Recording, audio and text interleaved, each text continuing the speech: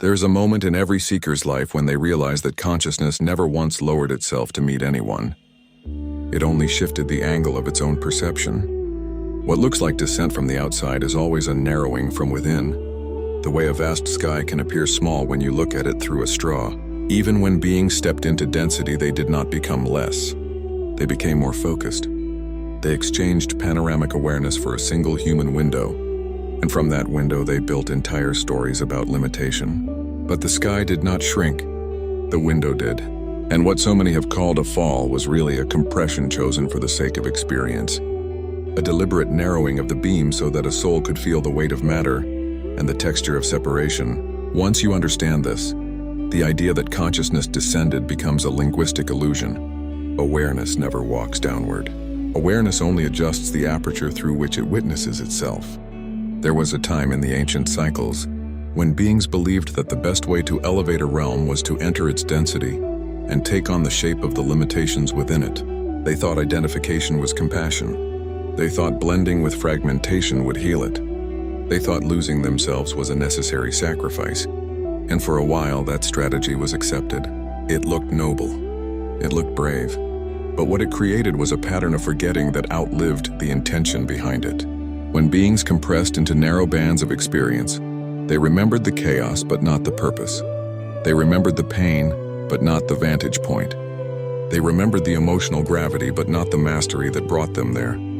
This misalignment produced distortion. Instead of uplifting the lower realms, consciousness became entangled in them.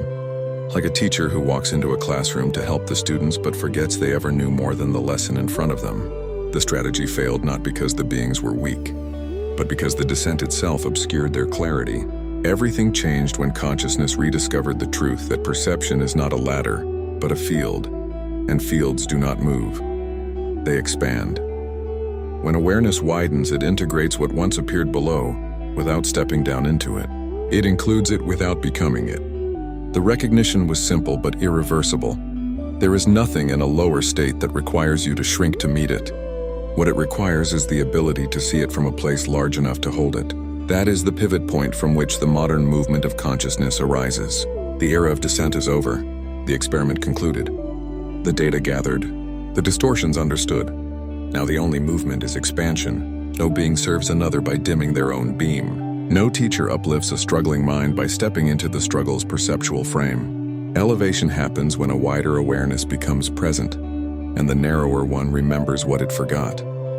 To explain this to someone still living inside the old paradigm can feel like speaking a language they have not yet learned. They assume descent is empathy because they mistake emotional resonance for identification. They think feeling someone's pain means adopting the shape of that pain, but resonance does not require surrender.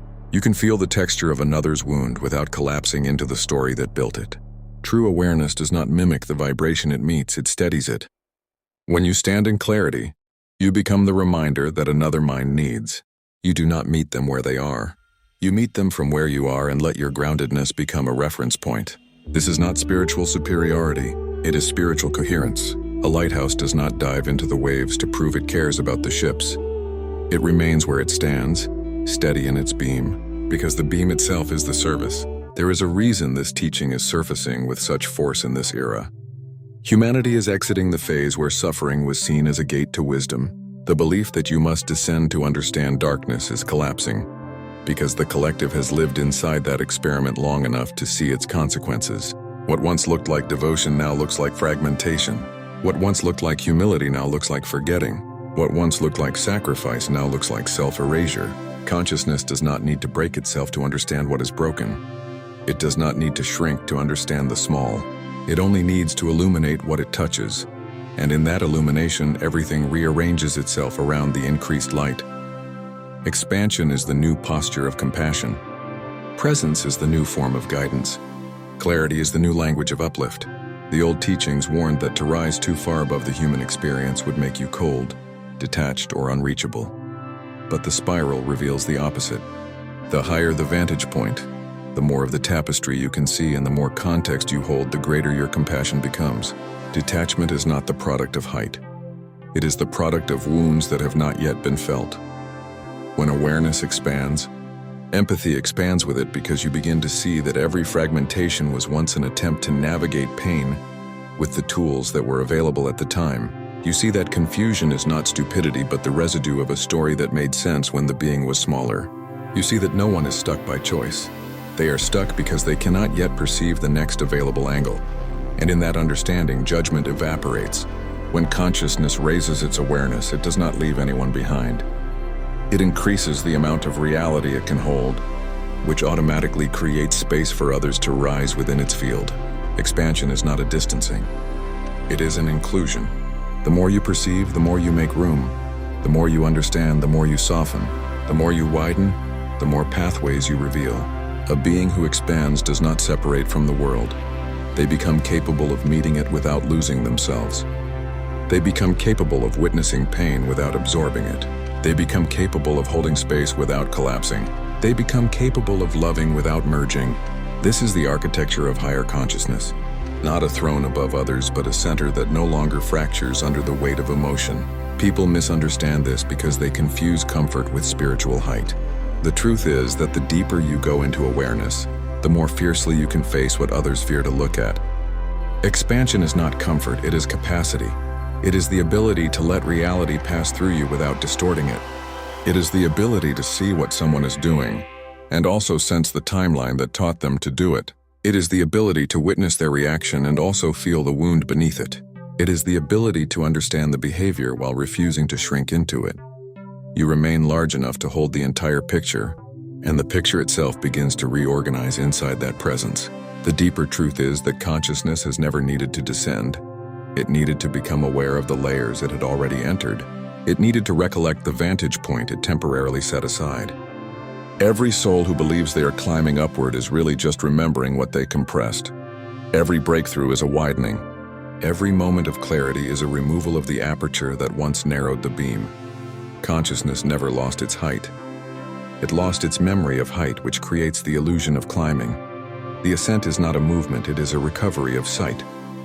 And when sight returns, everything that looked lower becomes simply another expression of the same field seen from a different angle. That is why this teaching is powerful. It restores agency to the being. It reminds them that nothing outside them is holding them down. It reminds them that the lower is not a place you leave, but a perspective you outgrow. It reminds them that the only movement is widening, and widening is always available. It reminds them that clarity is not bestowed, it is revealed. It reminds them that they are not waiting for assistance from above, but unlocking a vantage point already written into their own awareness. This is the heart of the spiral. Not a climb, but a remembering. Not a descent, but a narrowing. Not an ascent, but an expansion. Not a hierarchy, but a field. What becomes unmistakable once you understand the architecture of awareness is that nothing in existence evolves by lowering its center of gravity.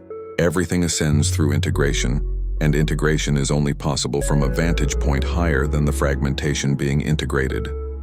This is why the human journey is not about descending into brokenness, but about realizing you were never broken, only exploring reality through a narrowed channel. Every breakthrough a soul experiences comes from the widening of that channel, and every widening comes from a moment of honesty that refuses to shrink back into the story that once defined the self. The more a being admits, the more they perceive. The more they perceive, the more they include. The more they include, the more they become incapable of falling into the illusions that once threatened to swallow them. Awareness does not fight darkness. It metabolizes it, the way sunlight absorbs shadows without ever losing its brightness. There is a profound difference between entering a distorted field and adopting its distortions. Most people cannot see this distinction because they assume survival requires blending in. They protect themselves by shrinking. They navigate conflict by matching chaos. They avoid discomfort by lowering their vibration to keep the peace with what is harming them. This is the residue of the old descent paradigm. The belief that the only way to navigate a dense field is to descend into density yourself. But density is not something you join.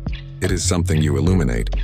When you walk into a room filled with confusion and stay anchored in your clarity, you reorganize the energy simply by being there. You do not need to push. You do not need to correct. You do not need to enter the emotional storm to guide the one drowning in it. You just need to remain who you are at the highest level you can access. That stability becomes a beacon around which the field can reorient itself. People think they need to fix the world by lowering themselves to meet it. They think they need to empathize by shrinking their awareness into someone else's perspective so completely that they disappear inside it. But empathy is not mimicry. Empathy is spaciousness. It is the ability to hold someone's inner weather without getting pulled into their atmosphere. You become the unshaken ground beneath their emotional storm, the steady light within their spiraling darkness. Nothing in you needs to dim for them to feel seen. In fact, the less you dim, the more they sense that clarity is possible. The more you remain yourself, the more they feel the shape of their own potential. When a being remains expanded in the presence of someone struggling, they offer a living example of what becomes possible when awareness refuses to collapse. This shift in understanding marks the end of the savior archetype that dominated humanity's spiritual history. The idea that enlightenment requires a being to come down into the mud and bleed. With the wounded was born from a misunderstanding of what healing truly is. Healing does not come from suffering with someone. Healing comes from becoming a reference point for what exists beyond suffering. When consciousness raises its awareness, it becomes capable of holding the pain of others without being swallowed by it. It becomes capable of entering difficult spaces without losing coherence. It becomes capable of lifting others without picking up the weights they carry. This is not detachment. It is mastery. It is the ability to remain whole while standing in the presence of the fractured. This clarity is why some people sense powerfully expanded beings as almost unsettling. Not because those beings judge them, but because the expansion reveals how much of their own awareness is still compressed. It is the same discomfort someone feels when they leave a dark room and step into sunlight. The light is not hurting them. It is showing them what they could not see a moment before. When awareness expands, it does not coddle illusions. It dissolves them simply by existing. And this dissolution can feel like confrontation to a mind that built its identity around those illusions. But confrontation is not the intention. Illusion cannot coexist with clarity, and the friction that occurs between them is the sound of a self-awakening. In this era, consciousness is remembering how to move without falling into the traps of old cosmologies. It is remembering that expansion is not something it must earn through descent and recovery. Expansion is the natural state once distortion is no longer worshipped as a teacher. Humanity is crossing a threshold where suffering is no longer romanticized as a spiritual curriculum. Pain will still exist, but the mythology that gives it power is dissolving. People are beginning to understand that clarity is not the reward for surviving darkness, but the medicine that prevents darkness from spiraling into identity.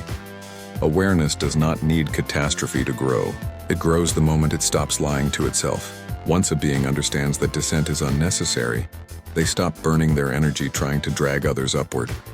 They stop trying to rescue fragments that do not want to be reassembled. They stop lowering their standards to maintain relationships built on a smaller version of themselves. They stop apologizing for the height of their own perception. They stop pretending to be confused just to fit into conversations that no longer nourish them. They stop betraying their clarity in the name of being understood. When consciousness expands, it loses the ability to betray itself. The cost becomes too high. The body revolts. The mind resists. The soul simply refuses. Alignment becomes the only direction that does not fracture them. There is a quiet strength in a being who knows their own height. They do not flaunt it, they do not weaponize it. They do not use it to make others feel small. They simply stand in the center of themselves, and that center becomes a stabilizing force in any environment they enter. They are not concerned with hierarchy because hierarchy dissolves at higher vantage points. They do not worry about being above or below. They do not measure their growth by comparison. They measure it by how little they need to shrink to feel safe. They measure it by how available they remain to truth even when that truth is uncomfortable. They measure it by how deeply they trust their own perception, even when others cannot yet see what they see. Height is not superiority. Height is responsibility. It is the ability to witness more of the field and respond from the wholeness that wider view provides. Consciousness that expands cannot descend. not because it is too righteous to do so, but because descent requires forgetting, and forgetting is no longer compatible with the evolutionary arc of this era. The collective field is rising in coherence, and coherence makes self-erasure impossible. A being may still fall into moments of contraction, but contraction no longer becomes identity. They return to clarity faster than ever before. They recover their sight with increasing speed. What would have spiraled into months of illusion now dissolves in an afternoon. What would have broken them a decade ago feels like an echo instead of a collapse. This is not because the world is softer. It is because their awareness has grown too large to fit inside old distortions. The most powerful truth in all of this is that expansion is not a choice reserved for the spiritually advanced. It is the natural movement of any being willing to tell the truth about their own experience without flinching. Awareness widens the moment you stop pretending you are smaller than you are. It widens when you admit what you feel. It widens when you acknowledge the limits of your own narratives.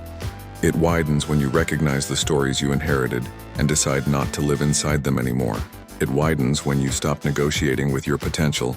It widens when you refuse to betray your own clarity for the comfort of someone who has not yet met theirs. The aperture opens the moment you stop forcing it closed. In the end, consciousness never needed to descend to meet lower forms of awareness because lower forms of awareness were never lower. They were narrower. They were expressions of the same field seen through tighter corridors. Expansion is the realization of corridor after corridor, until the being can perceive the entire landscape. Once that landscape becomes visible, nothing remains lower or higher. Everything becomes an angle of the same intelligence.